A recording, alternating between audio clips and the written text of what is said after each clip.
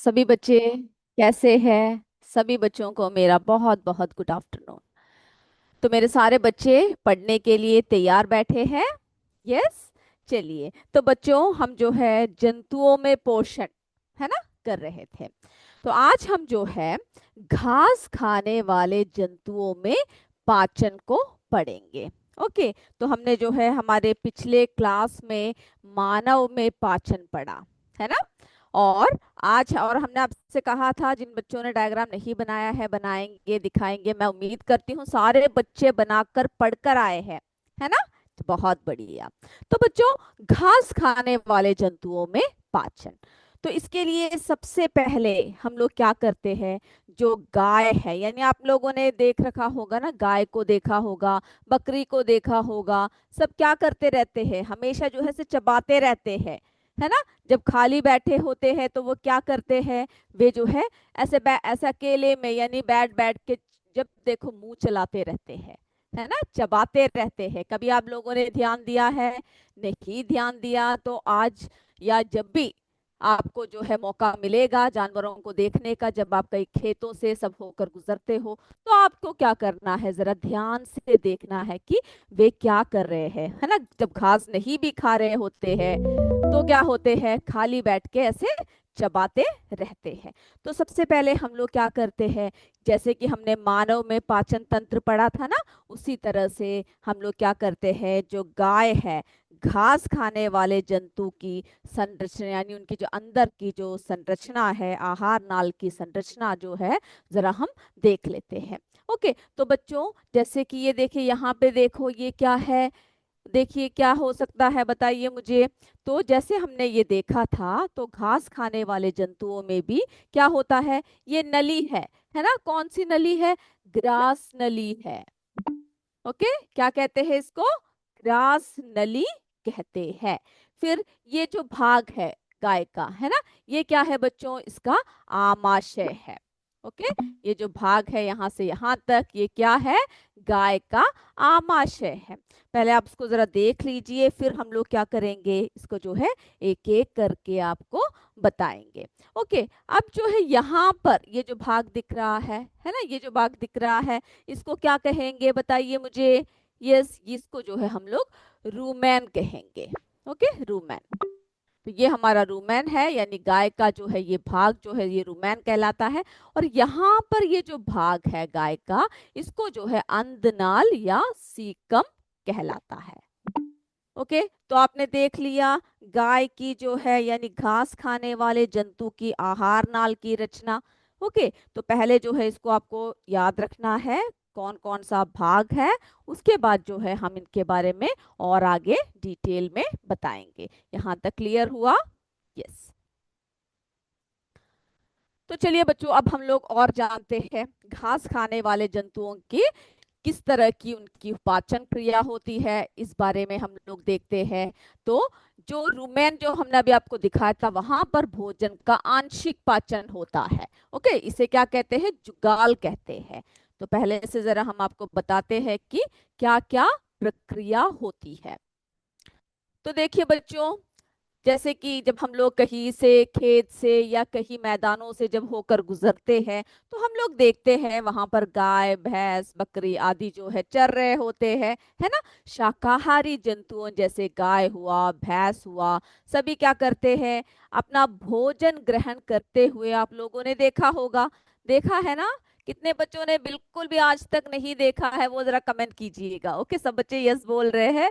जिन बच्चों ने आज तक नहीं देखा है वो भी मुझे जरा बताइएगा। यस, सब बच्चों ने देखा होगा, मैं उम्मीद कर रही हूँ। तो भोजन ग्रहण करते हुए देखते हैं। तो बच्चों ये जंतु क्या करते हैं, घास आदि को जल्दी जल्दी निगल जाते हैं। हम लोग होते हैं ना कि भोजन को आराम से बैठ के खाते हैं, हमसे कहते हैं, सब कहते हैं चबा चबा कर खाओ, आराम से बैठ के खाओ। लेकिन ये जो घास खाने वाले जंतु जो होते हैं, ये भोजन को जल्दी जल्दी निगल जाते हैं। ओके।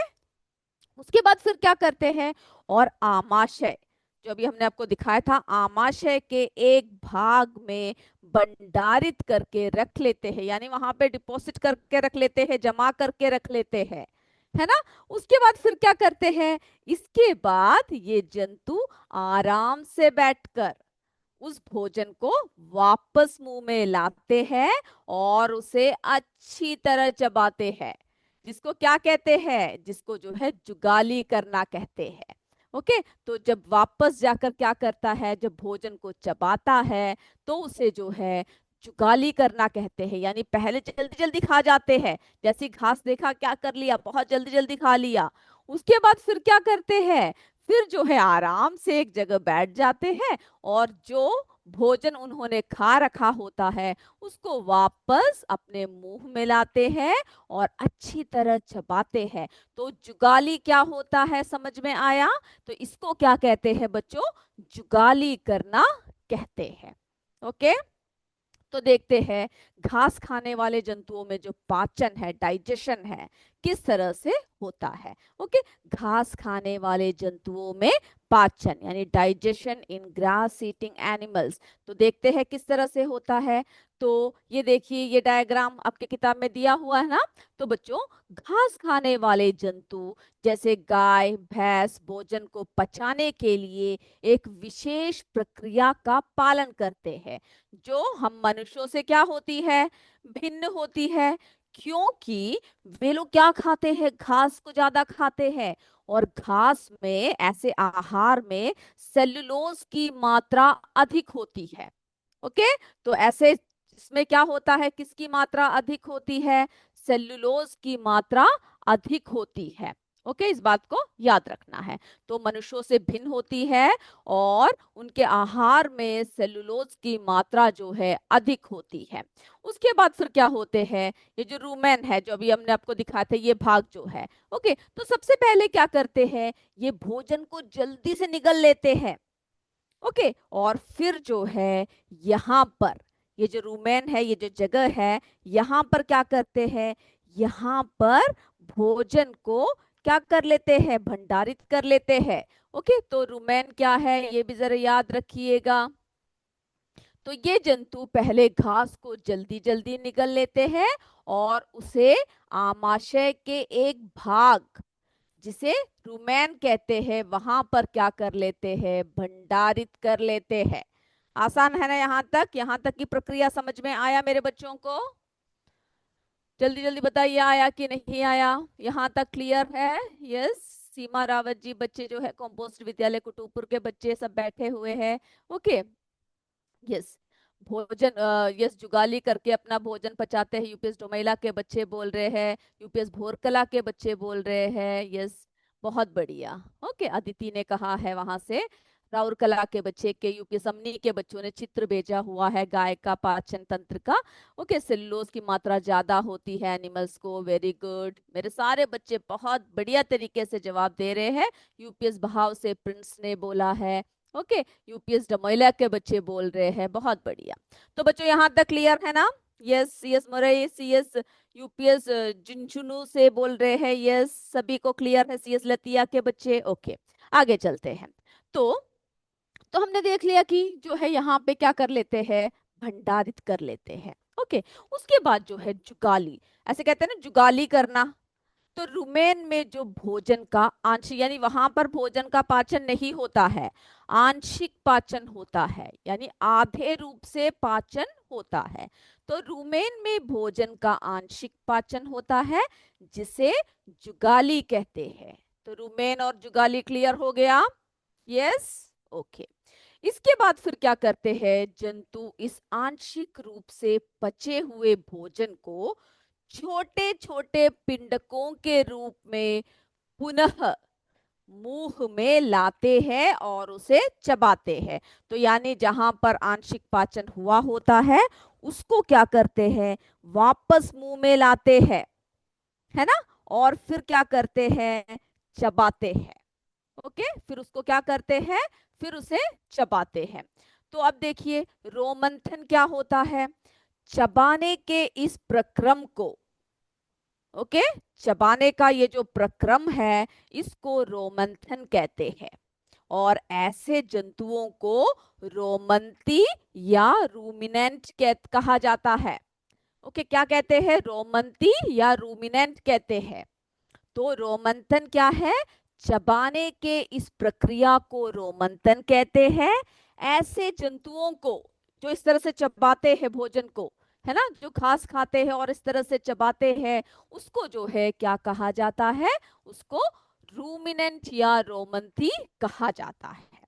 अब देखिए बच्चों, सेल्यूलोज का पाचन किस तरह से होता है? तो घास में जो है प्रचुर मात्रा में सेल्यूलोज होता है, जिसे पचाना कैसा होता है? कठिन होता है। ओके। तो जो रूमिनेंट्स होते हैं उनके पाचन तंत्र में विशेष बैक्टीरिया होते हैं। ओके, तो पाचन किस तरह से होता है? वहां पर क्या होता है? विशेष बैक्टीरिया होते हैं जो सेल्यूलोज के पाचन में मदद करते हैं। तो हमने जो है देखा किस तरह से जो है पाचन क्रिया जंतुओं में होता है। ओके।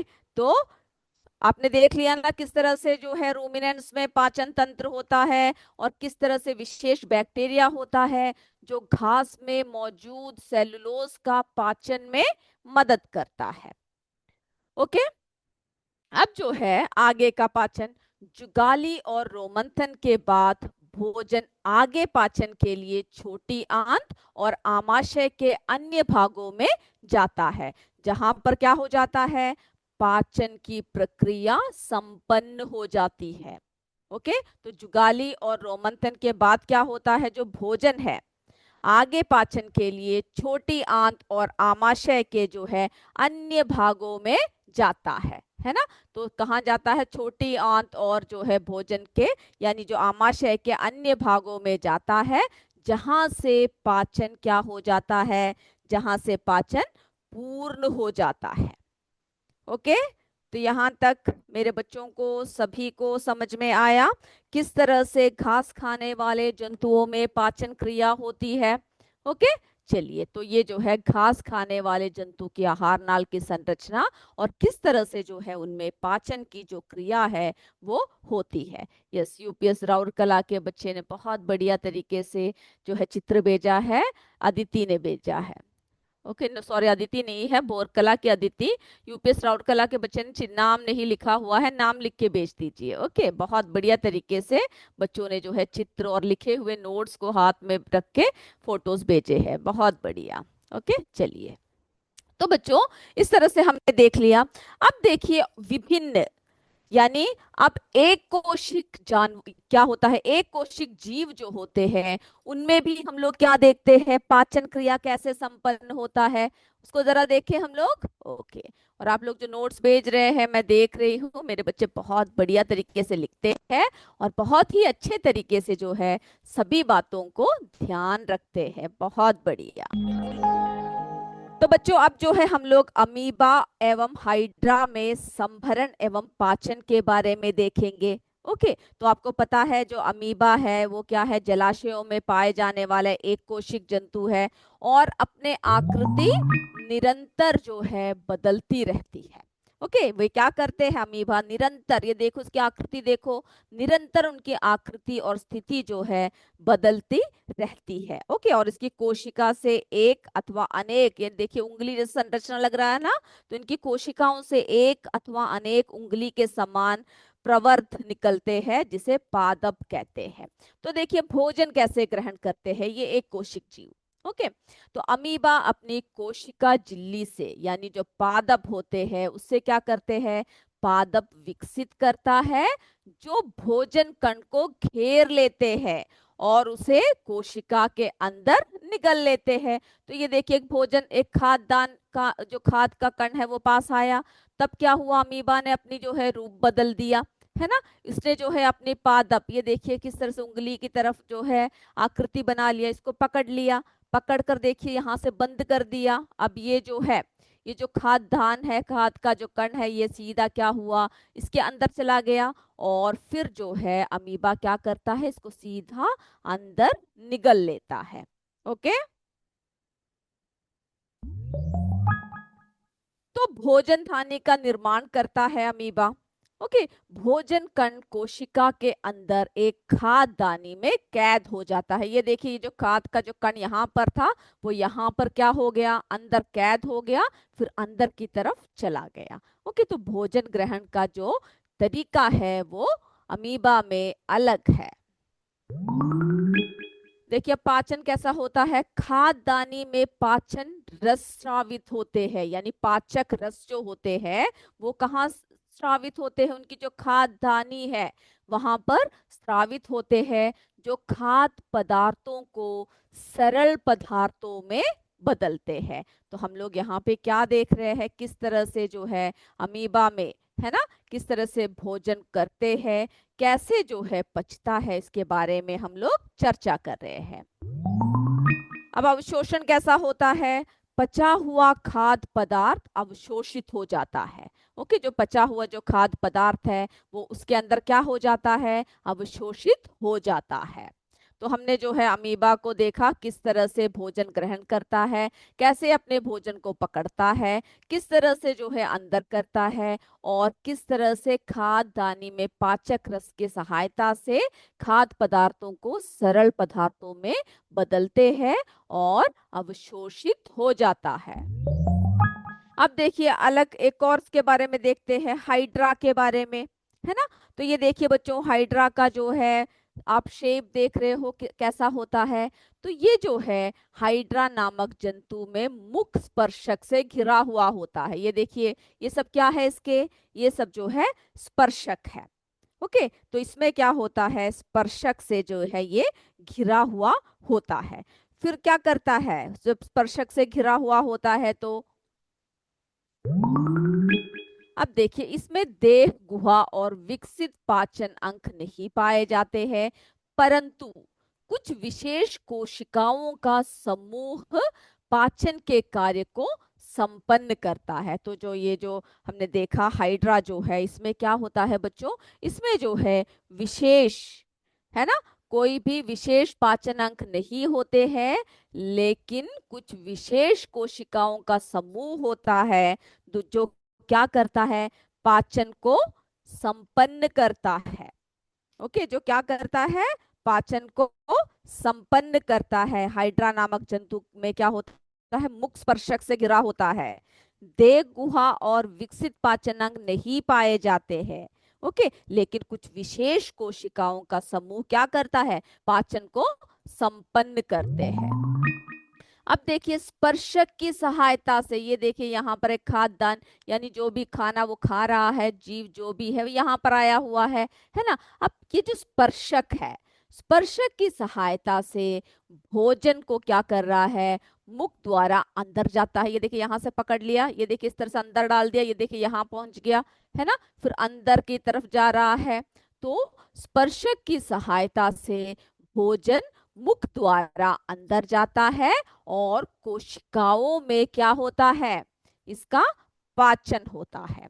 तो हमने जो है अमीबा एवं हाइड्रा में संवरण एवं पाचन देखा। ओके, किस तरह से एक कोशिक जो जीव होते हैं उनमें भी क्या होता है, पाचन की क्रिया होती है। तो बच्चों यहाँ पे जो है हमने जंतुओं में पोषण, है ना, इस इकाई को जो है हमने समाप्त कर दिया है।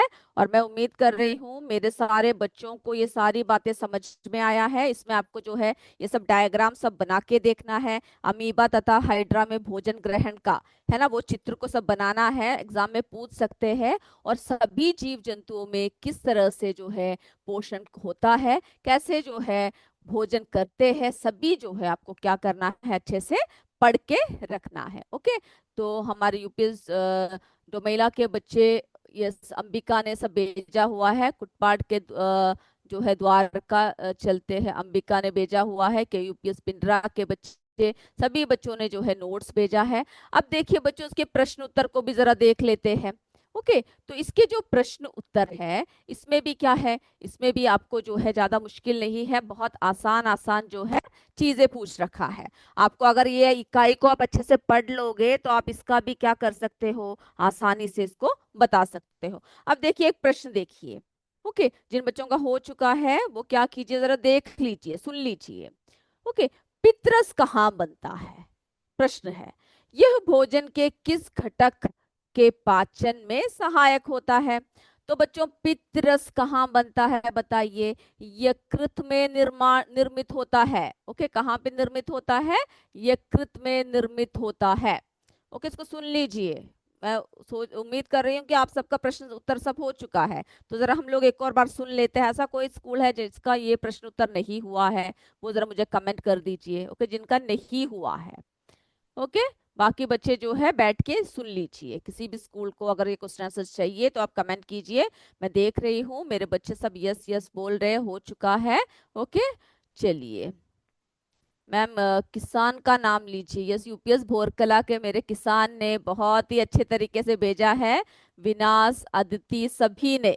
ओके, बहुत बढ़िया। मेरे बच्चे सारे सारे स्कूलों के बच्चे बहुत लगन से पढ़ते हैं, बहुत लगन से नोट्स लिखते हो आप लोग। बहुत ही अच्छे तरीके से जो है क्या करते हो, बहुत अच्छे तरीके से डायग्राम्स बनाते हो। और जवाब तो इतने अच्छे से देते हो जब एमसीक्यू मैं पूछती हूँ, कि मुझे बहुत खुशी होती है कि आप लोग इतने अच्छे से क्लास सुनते हो, है ना? यस, यूपीएस भोरकला के बच्चे, अदिति ने बोल रखा है beautiful class ma'am. Okay, thank you बच्चों। मेरे सारे बच्चों ने नोट्स भी भेज रखा है। तो जरा ये प्रश्न उत्तरों को देख लेते हैं। किसी स्कूल को अगर ये प्रश्न उत्तर चाहिए तो जो है बता सकते हैं। हमारे राजभर से बोला है एक अच्छा सा गाना मैडम जी।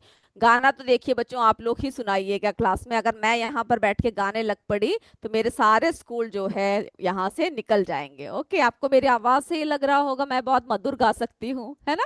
तो मेरे बच्चे आप लोग जो है सभी गाना अपने आप गाइएगा और क्लास में सुनते रहिएगा। ओके, अभी जो है हम लोग हमारे इकाई को देखते हैं, प्रश्न उत्तरों को जरा देख लेते हैं। चलिए, तो गाना जो है मैं अभी नहीं गा सकती हूँ। चलिए, तो पितरस यकृत में निर्मित होता है तथा पीताशय में संग्रहित होता रहता है। यकृत में होता है पितरस का निर्माण, पीताशय में संग्रहित होता है। पितरस वसा के पाचन में सहायता करता है। इस बात को जो है आप याद रख लीजिए। यस, मेरे बच्चों ने सभी ने प्रश्न उत्तर लिखा है, नोट सब भेज रहे हैं, मैं देख रही हूँ।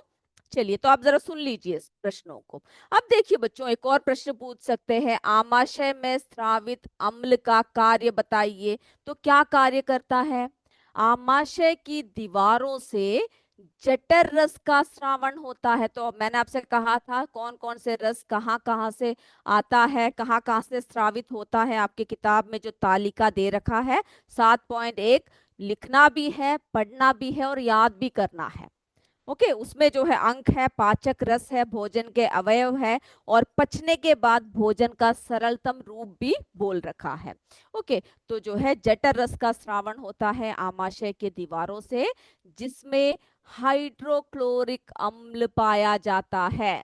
ओके, सुन लीजिए, आमाशय के दीवारों से जठर रस का स्रावण होता है जिसमें हाइड्रोक्लोरिक अम्ल पाया जाता है। और ये अम्ल क्या करता है बच्चों? यह अम्ल भोजन के माध्यम को अम्लीय बनाता है। ओके, भोजन के माध्यम को क्या करता है? अम्लीय बनाता है। ओके, हो गए यहाँ तक? यानी आप लोग सुन रहे हो, मुझे पता है आपका नोट सब आप भेज रहे हो, प्रश्न उत्तर आपका हो चुका है। चलिए, भोजन में उपस्थित सूक्ष्म जीवाणुओं को नष्ट करता है तथा भोजन को सड़ने से बचाता है।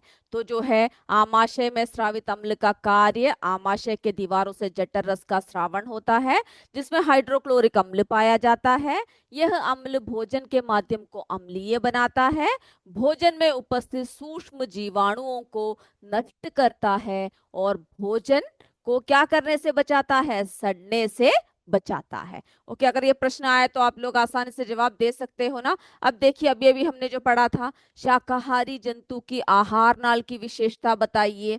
ये प्रश्न आ सकता है, तो आपको क्या करना है, इसको याद रखना है। अभी जितने आपने जो है, आपको सबसे पहले ये करना है कि उसके अंग कौन कौन से है, कौन कौन से है, उसको आपको याद करना है। उसके बाद आप लिख सकते हो। अगर आपको यही नहीं पता होगा कहाँ पर है, यानी रूमेन क्या है, आमाशय कहाँ पर है ना, फिर जो है रूमिनेंट किसे कहते हैं, रोमंथन क्या है, रूमेन क्या है, ये जब पता नहीं होगा तो आप लोग नहीं कर पाओगे। तो उसको पहले आपको मन में रखना है। शाकाहारी जंतु भोजन को निगल कर आमाशय के एक भाग में भंडारित कर लेते हैं। ये बात याद हो गया ना आपको? एक भाग में क्या करते हैं बच्चों? भंडारित कर लेते हैं। उसके बाद क्या होता है? तो ये भी याद रखना है ये भाग क्या कहलाता है। ये भाग जो है रुमेन कहलाता है ना। और फिर क्या होता है, रुमेन में भोजन का आंशिक पाचन होता है, इसे क्या कहते हैं, जुगाल कहते हैं। तो सारे टर्म्स आपको याद होना चाहिए। रुमेन में जो है आंशिक पाचन होता है, और रुमेन में भोजन का जो आंशिक पाचन होता है इसे जुगाल कहते हैं। इसीलिए कहते हैं कि ये जो पशु होते हैं जुगाली करते हैं, है ना, चबाते रहते हैं। दरअसल शाकाहारी जंतुओं का मुख्य भोजन घास होता है, सभी को पता है ये बात। जिसमें क्या होता है बच्चों, ये टर्म याद रखिएगा, जिसमें प्रचुर मात्रा में सेलुलोज पाया जाता है और इसका पाचन आसानी से नहीं होता है। ओके। फिर जो है शाकाहारी जंतुओं में छोटी आंत और बड़ी आंत के बीच में एक लंबी संरचना होती है जिसे अंदनाल या सीकम कहते हैं। ओके।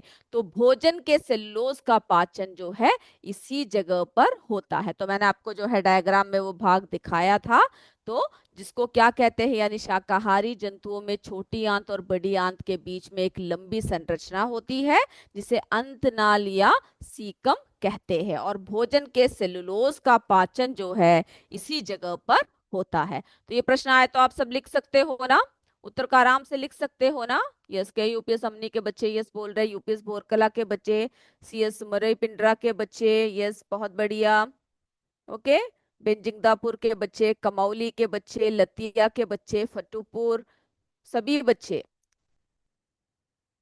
ओके। कई स्कूलों का नाम नहीं लिखा हुआ है, सीएस जो है फतूपुर, बेंजिंगदापुर, और कोई बच्चों ने कमेंट नहीं कर रखा है। मुझे सारे स्कूलों का कमेंट्स चाहिए। अगर आप लोग जो है इसमें नहीं कर सकते हो तो आप लोग यूट्यूब में जब आप देख रहे हो वहां से बता सकते हो, आपके स्कूल का नाम डाल सकते हो। ओके। हमें पता होना चाहिए आप सबको समझ में आ रहा है या नहीं है। चलिए, अब जो है सूक्ष्म जीव अमीबा में भोजन का अंतग्रहण और जो है पाचन, देखिए चित्र पूछ रखा है तो चित्र द्वारा स्पष्ट करने के लिए कहा गया है। तो आपको क्या करना है, इन सभी चित्रों को जो भी इसमें किताब में है सभी को क्या करना है, आपको अच्छे से पढ़ना है। ओके। फिर आपसे पूछ सकते हैं, ये देखिए निम्नलिखित पाचन अंगों को सही क्रम से व्यवस्थित करने को पूछ सकते हैं। तो हमें पता है मुख, है ना, मुख गुहा, ग्रास नली, आमाशय, छोटी आंत, बड़ी आंत, है ना, मलाशय, गुदा। तो ये सब जो है आपको क्या करना है, आपको जो है अच्छे से याद रखना है। इसका जो क्रम जो है इसको भी क्या करना है, आपको अच्छी तरह से पढ़कर जाना है। ओके। यस, सभी बच्चे यस बोल रहे हैं, तो मेरे सभी बच्चों को मैं उम्मीद कर रही है सारी बातें क्लियर है। फिर देखिए, भोजन को चबाना आहार नाल के कौन से भाग द्वारा निम्नलिखित क्रियाएं होती है।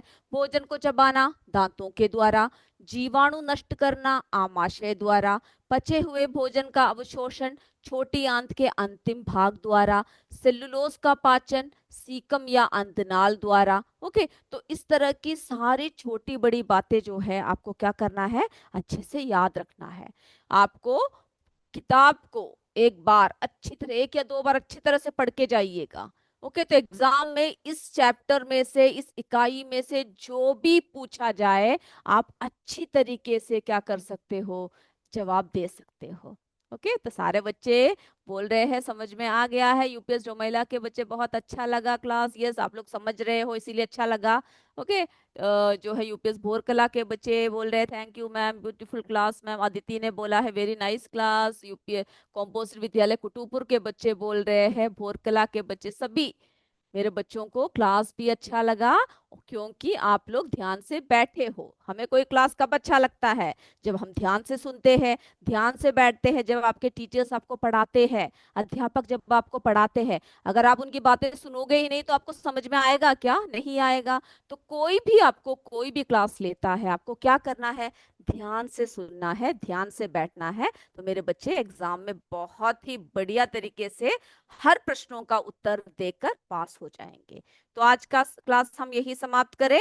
अगले क्लास में जो है हम लोग फिर मिलेंगे।